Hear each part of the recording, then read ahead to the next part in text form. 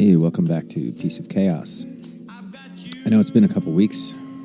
The holidays hit hard this year, in that I was really busy. And no excuse, really. And I think that represents really what I want to talk about in the coming year. Some changes. And as we do, reflect on the year and some goals and, call them resolutions if you like.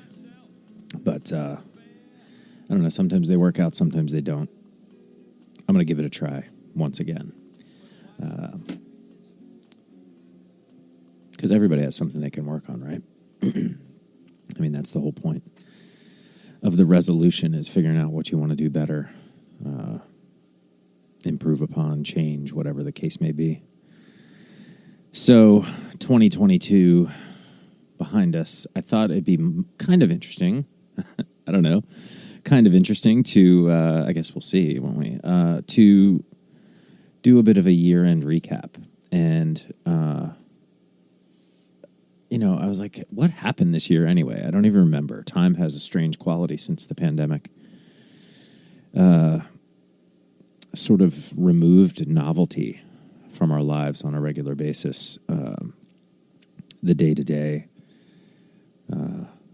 happenings are the same. You don't go the same places. You, speak for myself, I mean, you decide not to do certain things anymore.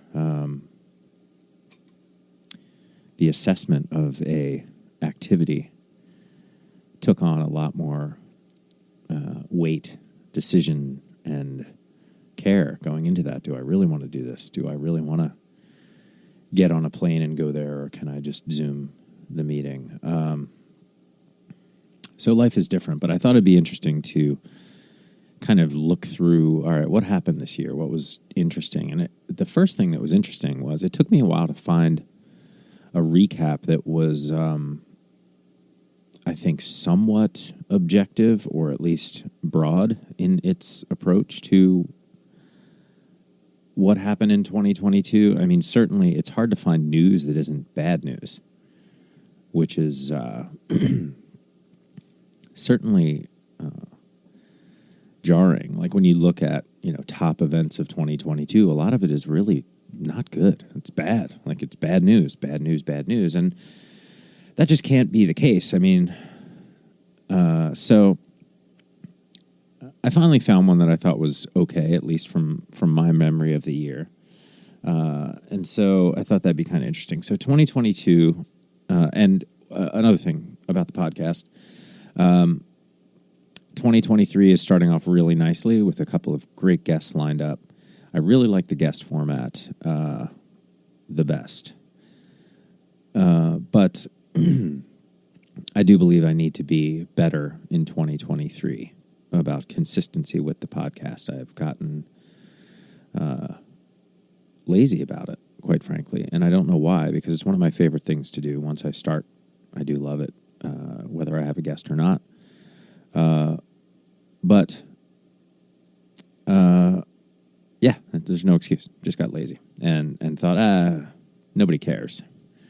Nobody's listening. And then you guys listen and you download. And it's like, well, I guess I kind of have a responsibility now. And that's good. I think that's great. So, at least for me, back to the weeklies, back to the discipline of it. That is the key theme for me for 2023. Getting back to discipline that I know I have and am capable of in terms of fitness, diet, commitment to things that I enjoy. I'm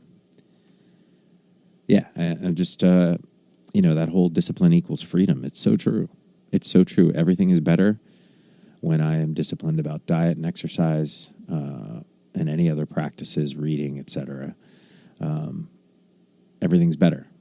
And I know that. But in the moment, everything seems better when you don't do those things because you just want to be lazy sometimes. So 2023, That's out. The first thing I do want to talk about, or at least I'm going to try. What am I going to do? I'm going to do the best I can. 2023 reading. Yeah, that's what I want to talk about. Is reading. So 2022, I started out okay with my quest to read a book a week. It is very difficult. This will be, I think, my third year in a row trying. Yeah, this is my third year. I'm starting my third year in a row trying to read a book a week. And the closest I got was 27. And, I mean, that's pretty good. I'm glad I read 27 books that year, but maybe this is my fourth year. Yeah, I don't remember. I'll go and look back. But either way, I did not succeed at all in 2022. I think my number is 11 or 13. And that's, it annoys me. But I have to say, starting in July, when I was already way behind, I got this book that I heard the great Robert Greene talking about, saying was just a masterpiece. And for that guy to say that is pretty strong, because Robert Greene is a beast. He's a great writer. So I was like, all right, I got to get this book. And I got it, and when I got it, I was just intimidated by it. It's giant. I think the whole book is 600, 700 pages or something like that, but the print is tiny. I mean, tiny. I mean, this book is packed. I bet you the hardcover book of this is not as maybe it's bigger. Maybe, I don't know. But anyway, the hardcover is very expensive, so it must be rare or whatever. But the paperback is just huge, and I was very intimidated by it. But I was like, you know what? I got to get through this thing. I'm sure it's going to be great. It's called The Master and His Emissary by Ian McGilchrist, and holy crap, is it good. Like, every sentence, this is why it took me so long. Every sentence, almost every sentence, is so, let's say every paragraph, okay? Like, there are some sentences that definitely make you back away and just, like, close the book and think about it for a day. But let's say every paragraph, every page of that giant 600, whatever, how many pages it is, page book is incredible. Like, it just makes you pause and ponder, what did this person just lay out in a way I never thought about before? It's about how your brain works, kind of. So it dispels some of the myths of the left brain, right brain science over the years, and thoughts around how the brain works and the separation of thought. But the interesting thing is that he lays over top of it, spends the first half of the book talking about that and how your brain works, which was fascinating. Just like so incredible, this thing in our skull. But then the second half of the book, he illustrates how human beings, over centuries, going back, as far as art and literature and writings kind of can reveal, how human beings have evolved with the evolution of the utility of the brain, and this battle, if you will, of dominance of left brain orderly information versus right brain creativity. And it's not that the artistry is only in the right. It's more complicated than that. They're working together, but separately. And one does control dominance sometimes in a person over a spectrum of personalities, but also as a society, which I just thought was so interesting. And he lays it out with all of these studies about how, if you look at art over the centuries and how art generally changed, you can see, like, for example, the subject of a painting, slowly over time, most of the paintings start to switch from where they're looking at you one way, like a profile with their right eye facing you, versus straight ahead, versus starting to turn left. And this illustrates that the artist's way of thinking about the subject was categorized in a certain part of their brain. It's incredible. It's an incredible book. I'm like 60 pages away from finishing it right now.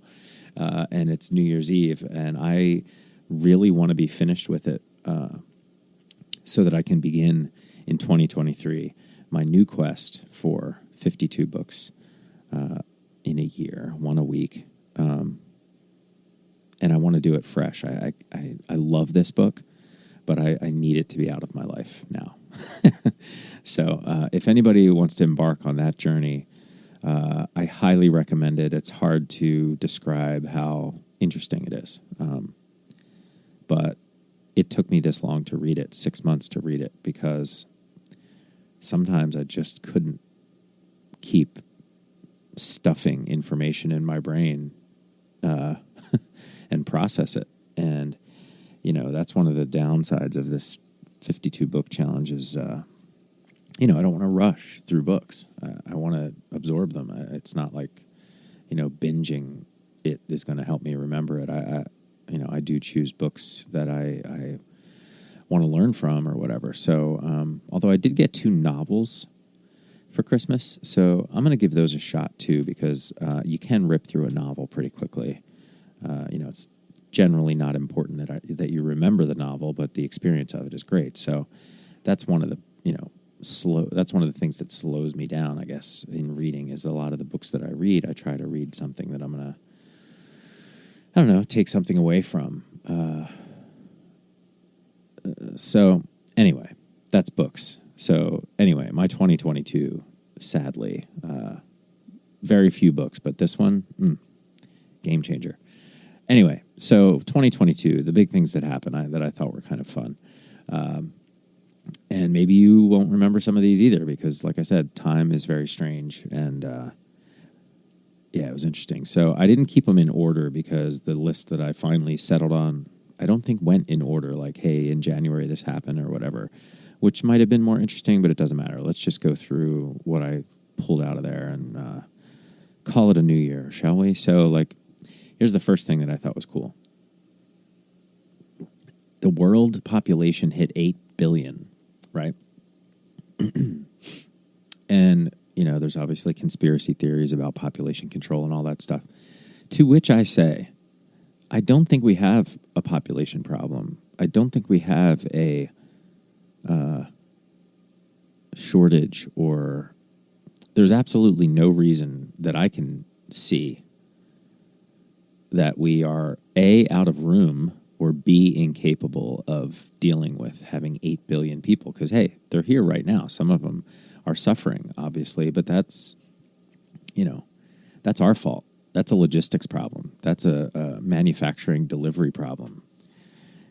And, control of those things and limiting those things for whatever reason that you can come up with, government, taxes, bureaucracy, whatever you want to come up with for some reason why we couldn't build or ship the resources necessary for 8 billion people to survive and thrive on this planet is not true. I mean, we just have to agree that that's not true. We can build Amazon warehouses, we can build factories, we can build, everyone's a human. They all have these capabilities, even if it's something you need to teach people. But they're, as far as I can tell, and maybe I'm just naive, but it doesn't seem like this is a logistical or technology problem. It is a choice by governments and or lack of action that keeps this way. But anyway, kind of psyched that there's 8 billion people in the world. That's interesting. In terms of fitting 8 billion people in the world, yeah, they're concentrated sometimes in certain spots, obviously. There might be overpopulation locally that is a problem, but globally, I don't think we have a problem. If you've flown anywhere, ever, there is lots of open space, inhabitable space, wide open spaces all over the planet. We could definitely fit everybody. Not everybody can live by the beach, obviously, which starts to be the problem, right? So you want the good land, well, you got to pay more or whatever we've come up with to limit this. But really, it's kind of stupid. when you think about it. If you really wanted to just be like, okay, we have 8 billion people, how do you support 8 billion people on a planet? Instead, we just fight over borders that we can't see, blah, blah, blah, whatever.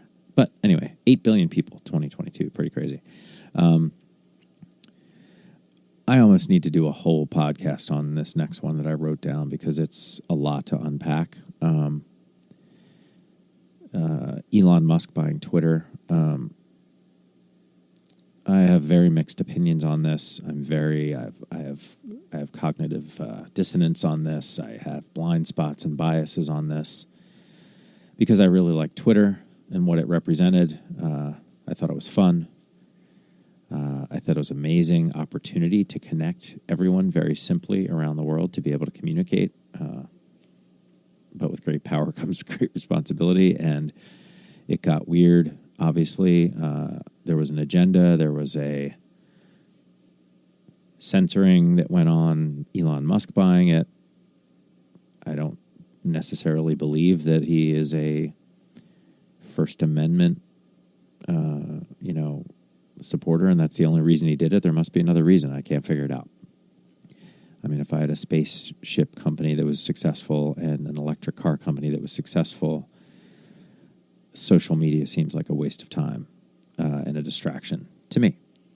That said, he has been the CEO of 2 very successful companies before, and maybe he can do it again. But social media is like this wild beast. It's not a car or a spaceship for that matter. These things are things you could, there's physics, there's, set precedent. Social media is basically brand new, obviously very powerful medium. So owning it, I guess, would be pretty important if you believe that future. So I don't know. I'm real mixed on that one. I don't know. I don't get it. It seems like a waste of time. From his perspective, he could be doing better things with his life. Basically, I think social media is important, but it's not that important. Like if it went away after a few days, we'd all be like, oh, whew, wow, that was weird. Remember when we had social media? Yeah, I don't know. So, yeah, Musk buying Twitter.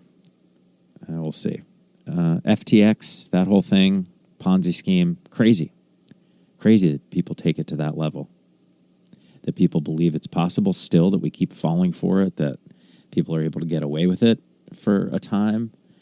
And then what he did with a large percentage of his money that he stole, I mean, it's like very Robin Hood, right? I mean, he stole all this money, but he did give it to very good things. And the whole effective altruism movement is powerful, and I think it's amazing. So I don't know what to think about that one. That was crazy. FTX. I was noticing, I guess we were watching the Lakers game yesterday, and they're in FTX Arena. I was like, is that place still able to have arenas? Like, what are we doing?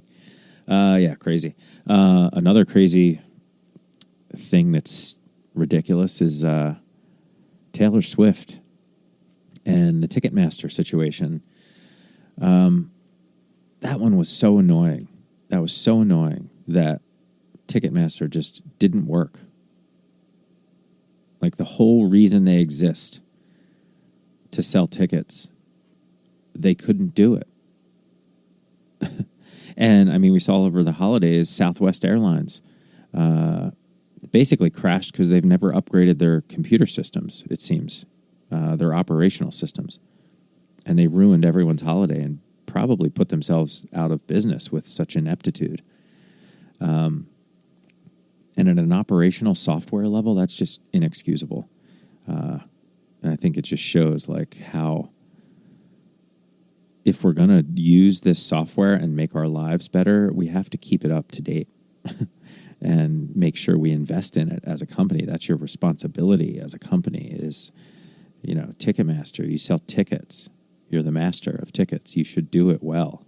And then nobody would bitch about your fees. Like, honestly, like if you could be like, okay, remember when we had to get tickets? You can get nostalgic about it if you want, but it was a pain in the ass. It was fun to sit out and wait with your friends overnight to get tickets. It was definitely fun. And then you would see the people that you waited out with at the concert because it was months from when you were getting the tickets. And it was fun. It was an experience. It was a social experience. Was it necessary or healthy? Would I rather just go online and choose my seat and pay for it and then bring my phone to the... Yeah, it's way better. It's way better. But, you know, the sleeping out for concert tickets thing is pretty awesome. Can we find a way to do that too? You know, maybe it'd be fun to do that. Maybe, I don't know, maybe that's the only way you get the first 10 rows or something like that and just be nostalgic about it, whatever the case may be. It was so annoying to not be able to buy the tickets and within seconds see them show up on reseller sites. You're like, okay, well, this is obviously bots doing this. This is not people. And this market that's been created for tickets is not going to the artist. It's going to the ticket broker. And what did they do? They're not even an artist. Like, so that is a whole mess that's happened. And it's like, okay, well, Taylor Swift is probably the biggest artist on the planet and could have the pull to actually make a difference here. I hope she does, because it's obviously a monopoly, but I'd be okay if the monopoly worked effectively, but it didn't. We signed up for every VIP thing. We went on the pre-sale. We went on the website when they told us to, sat online. You know it's going to take a minute or two, but it's like, man, this was your only job, was to sell tickets, and you can't do it. Insane. Anyway, yeah, you know, the Ticketmaster protest that Pearl Jam tried to pull off, they didn't have social media behind them. Taylor Swift could do it. I wish her luck in her quest to at least make Ticketmaster work. Like, would we all be upset if within the first 2 hours of the ticket sale on Ticketmaster, everybody that wanted tickets went on, picked their seats, bought their tickets, paid face value for them, and the arenas, you know, all sold out in 2 hours or whatever? That would make sense. You know, humans, millions of them all at once. That's what the website needed to be able to handle, or stage it out. You know, say we're going to do this in 15-minute chunks and sell 10% of the tickets, and then we're going to reboot. Like, we can't have this many people in the system. Whatever you want to do, fix it, and then nobody would have been upset. But the fact is, everybody knows those tickets weren't bought by people. They were bought by bots. And now I'm going to have to pay 10x the value of those tickets that's not going to the artist, and quite frankly restricts most of the actual fans from getting into the show. So, yeah, that's my soapbox dismount on Ticketmaster. Jesus. This list is really big, and I'm not going to take this long with the podcast. I'm going to go through a little quicker. But I guess those topics were big. And as I look at this, there's way bigger topics. So maybe I will have some subject matter. Like I said, for 2023, maybe I'll keep doing this wrap-up, because as I look at this, it's really interesting. But, yeah, I think I am going to do that. Why not? Why not? There's no rules. Yeah, I'm going to wrap it up there, because it's New Year's Eve. And it's been a crazy year. And I'm thankful to all of you for listening. In all over the world, the crazy places that people download this, it just blows my mind. So, happy holidays, happy New Year. I hope you're well. I hope you're thriving. And I hope that you are doing something fun and enjoying every possible aspect of your life. And, yeah. With that, I'm going to wrap it up. Happy New Year. I'll get to the rest of the list. And I find it way more interesting than I thought I would, actually. I'm glad I did this today. 2023, let's keep it rocking. I'm going to have great guests at the beginning of the year, some repeat guests. Jenna Brister's on there. I don't know, a couple good ones coming up. So thank you once again for listening. And the second year, wow, of Piece of Chaos. Means a lot. So thanks, everybody. Have a great holiday. Happy New Year.